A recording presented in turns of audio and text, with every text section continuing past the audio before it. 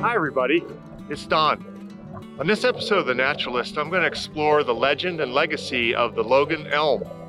And I'm starting my journey today at the Logan Elm State Memorial in Pickaway County, in what was known as the Pickaway Plains. So we're going to learn a little bit about the Logan Elm, Chief Logan, and the legacy of this tree and the history of this tree in this area. So let's go. Let's start our episode today talking a little bit about Chief Logan. And essentially, as depicted on this sign and in some of my reading, Chief Logan was a member of the Mingo tribe, okay? And his actual name was Tagajut. And he basically was born in Pennsylvania and lived in Ohio in the 1770s. And, was at the time part of the move to try to more or less get along with white colonists and befriend them and trade with them and so forth, but was more or less betrayed as far as I can tell and in my reading, and had, a number of his family members and other tribesmen basically attacked and killed at a site along the Ohio River called Yellow Creek. And so after which, Logan sought his revenge, essentially. He went on the war path, as it's written here, and basically conducted lots of raids throughout 1774, excuse me, and killed a lot of white colonists at the time.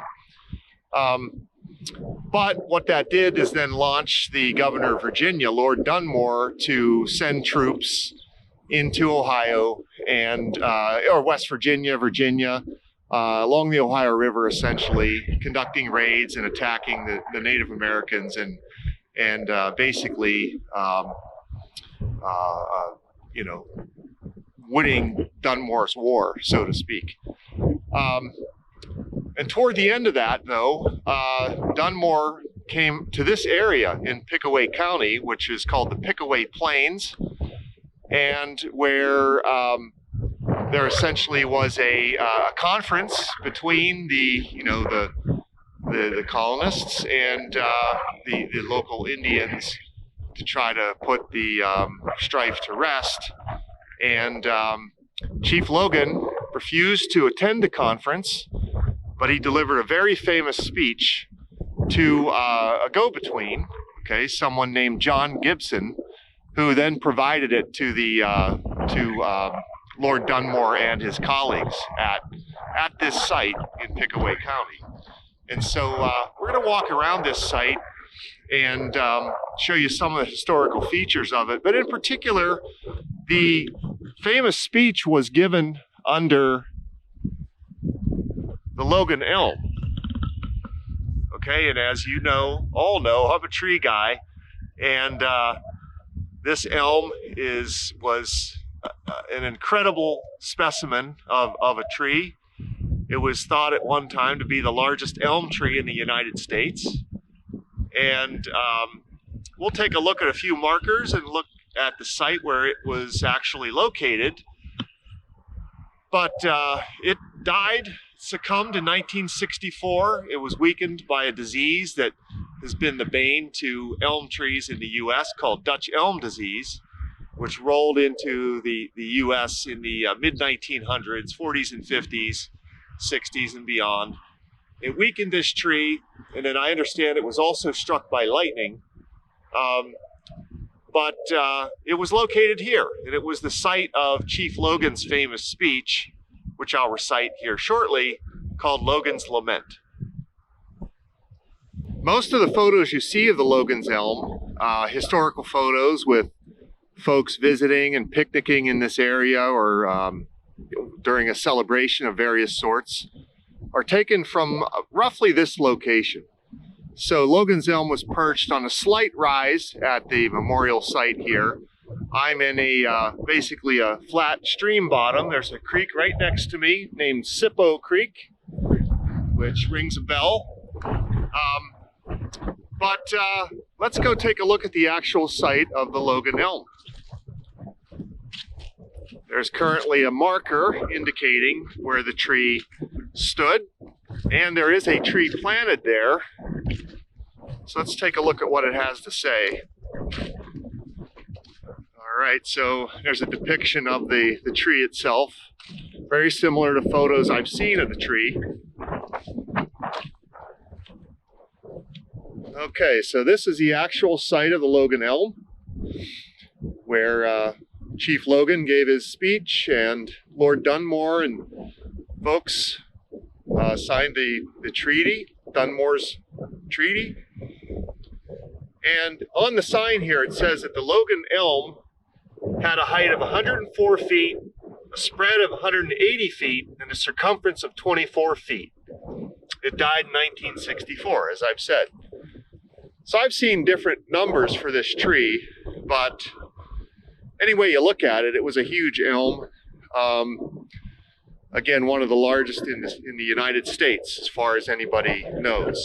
And now, interestingly, planted next to this area, next to this spot, is not an elm. Okay, this is a swamp white oak, which was an interesting choice.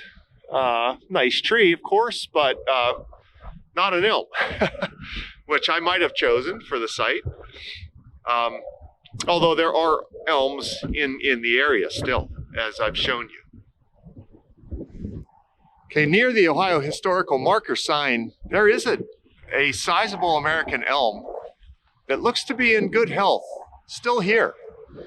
Now this tree is the size of what you could possibly be an offspring of the Logan Elm.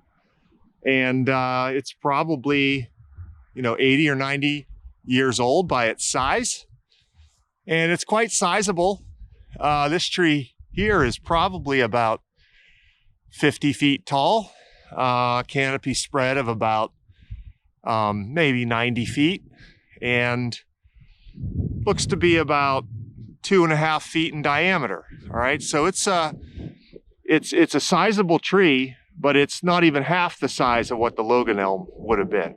Okay, just to give you an idea of how large that tree would be, which we'll see in historical photos here shortly. But what I'd like to do is read Logan's lament to you under this tree, give you a feeling of what Logan was thinking or feeling at the time. It's again called Logan's Lament, because in this transcript you can see that Logan was both feeling vengeful, feeling remorseful, longing for peace, but also, extremely disappointed in basically what happened to his people in this area. So let's take a little read of Logan's lament under a baby Logan Elm. I appeal to any white man to say, if ever he entered Logan's cabin hungry, and he gave him not meat, if ever he came cold and naked, and he clothed him not, during the course of the last long and bloody war, Logan remained idle in his cabin, an advocate for peace. Such was my love for the whites, that my countrymen pointed as they passed and said, Logan is the friend of white men. I had even thought to have lived with you, but for the injuries of one man, Colonel Cresap, the last spring, in cold blood and unprovoked, murdered all the relations of Logan, not sparing even my women and children. There runs not a drop of blood in the veins of any living creature. This called on me for revenge. I have sought it. I have killed many. I have fully glutted my vengeance.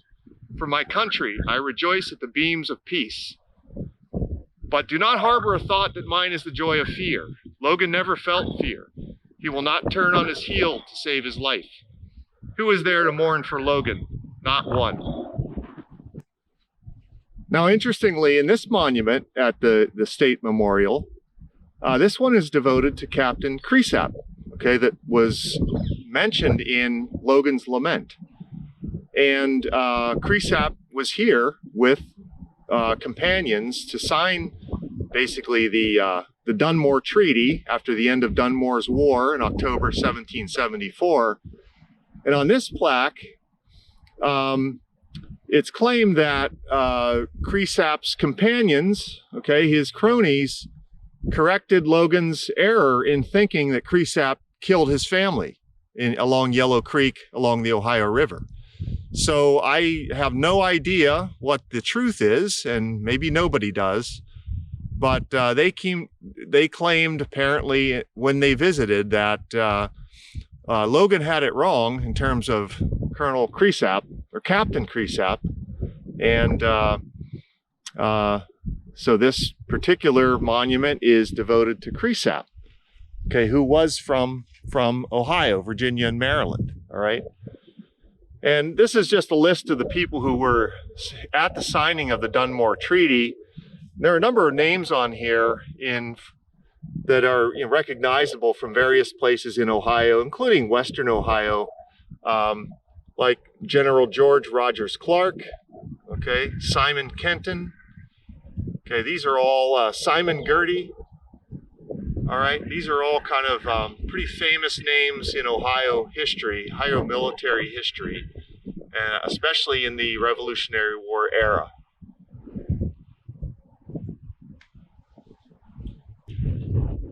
One last comment here at Logan Elm State Memorial is that just doing some math and the knowledge that the great Logan Elm was about 250 years old when it died.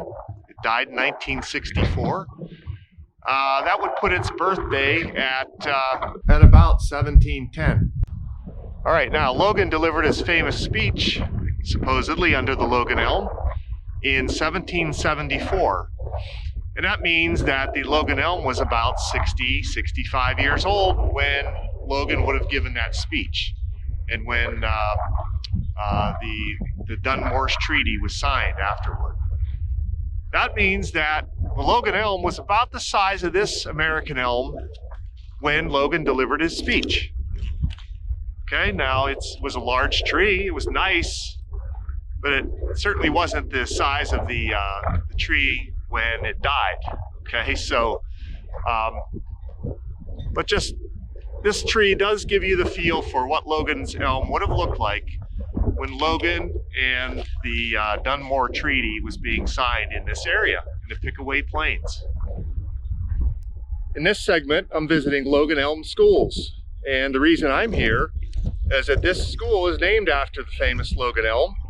It actually contains some historical remnants of the tree, along with a lot of historical displays about the tree and Chief Logan and the history of this school and area. So, let's go. In this display case, you can see first a historical photo of the Logan Elm. This picture was taken probably in the early 1900s. You can see corn shocked in the back of the photo in an old-fashioned way. In the center of the display case is an artist's rendition of Logan delivering his lament to John Gibson. And at the bottom you see a 100-year-old section of Logan's Elm, probably taken from a large branch. Along this wall in Logan Elm Schools is a historical timeline of Chief Logan, Logan's Lament, the Logan Elm,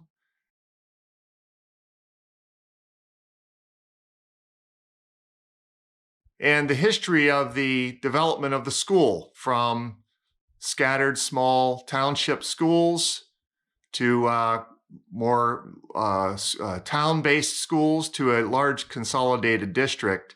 And the school itself is brand new, the version I'm in right now. Okay, folks, we're on the campus of Wilmington College in Wilmington, Ohio. And we're here because this campus houses an offspring of the famous Logan Elm. And that tree is located right over here. This is in front of College Hall on campus, which is the main administration building for the campus. And this tree has a very interesting history. So from my reading up on Logan's Elm and what became of it, apparently in the 1920s through the 40s, there was a program to grow seedlings from Logan's Elm. And those seedlings were first grown in Shawnee State Forest for a while, okay? And then they were distributed across Ohio to be planted in various locations. And I learned just recently that one of those locations was right here in Wilmington. And here it is. This is an offspring of Logan's Elm. Now, again, in my reading of this particular tree, this one was planted apparently in about 1939. And from that batch of seedlings that were grown from Logan's Elm. And if you can assume that the tree was probably 5 to 10 years old when it was planted, you know, that's about the age of what saplings or small trees are when you plant them. This tree was probably born in about 1930. Okay, so it's that makes it what, about 93, 94 years old. And it's in really nice shape. Okay,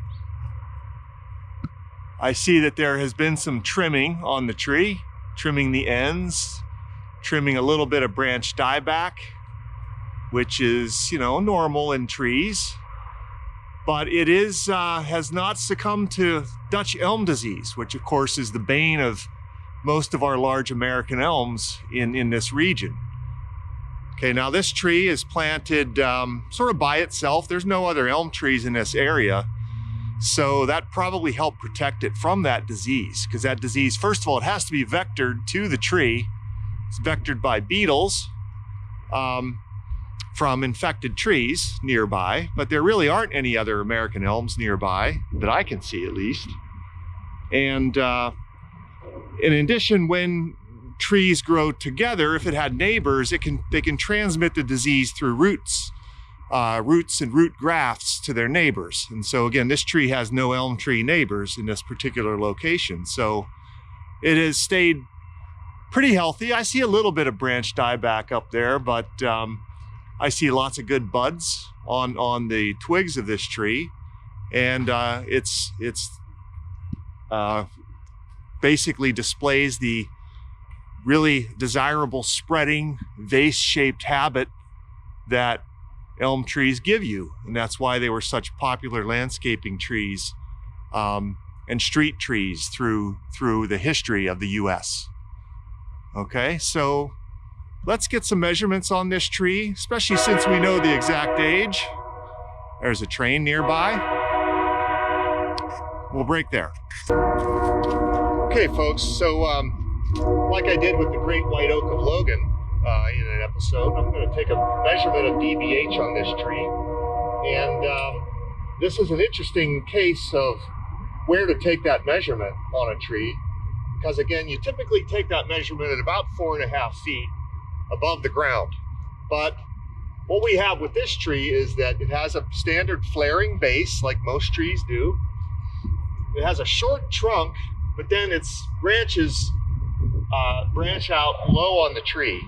And there's a large, area here that's encompasses a size that's much larger than the trunk itself. So we're probably going to have to take a measurement a little bit lower than 4.5 feet.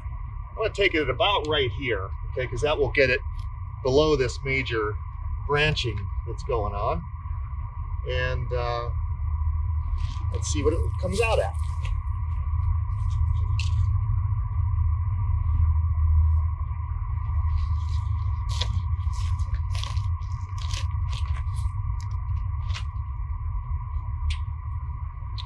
All right, so I have a measurement of about almost exactly 12 feet.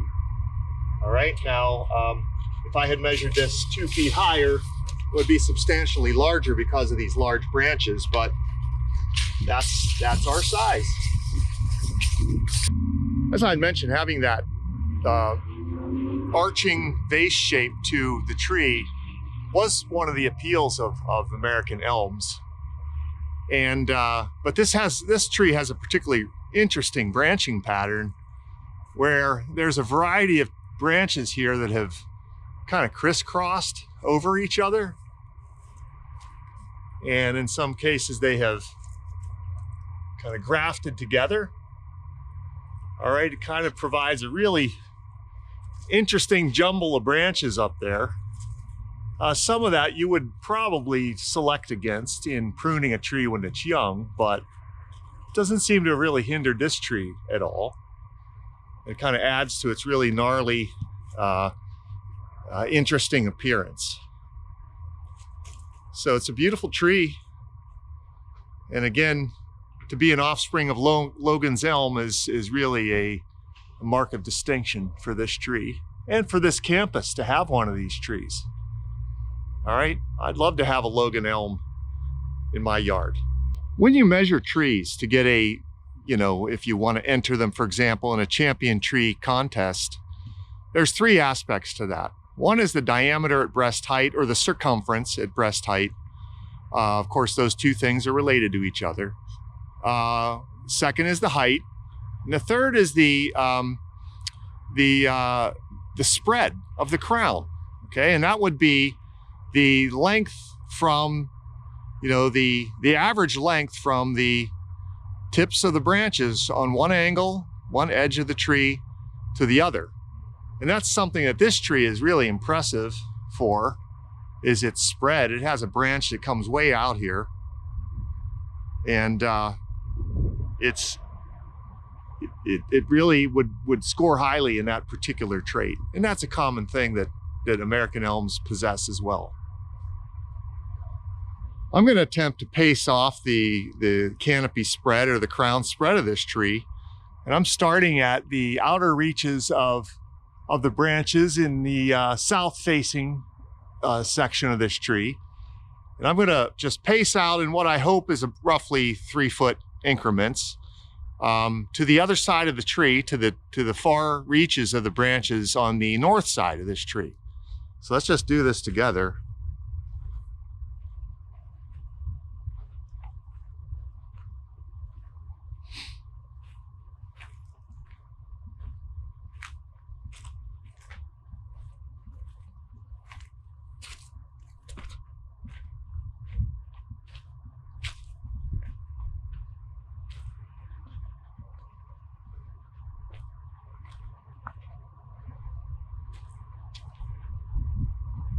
Okay, so I have reached the far reaches, not even out the farthest branches of the tree, and I got about 38 paces.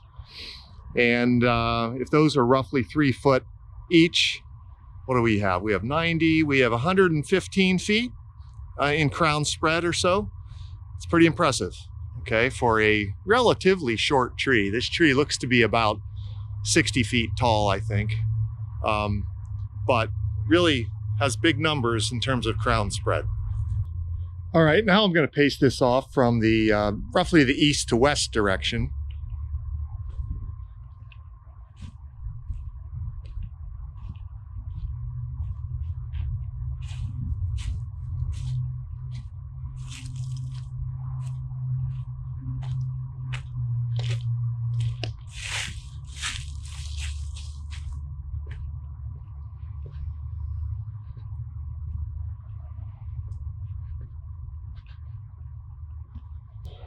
All right, my pacing in that direction was almost exactly the same as the distance I got in the first direction. So you create an average of those, but it's pretty symmetrical. It runs up against the building over here. So some of its branches are shorter than they could be, but that's a little profile of the offspring of Logan's Elm, about 60 feet tall, 12 feet in DBH, and about 115 foot crown spread, and in nice shape.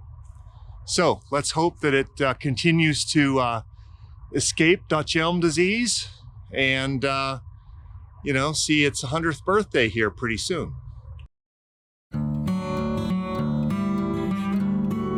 For this episode, I'd especially like to thank the Logan Elm School District for providing me access to their facility to see the historical displays, as well as Wilmington College for access to the offspring of the Logan Elm located on their campus.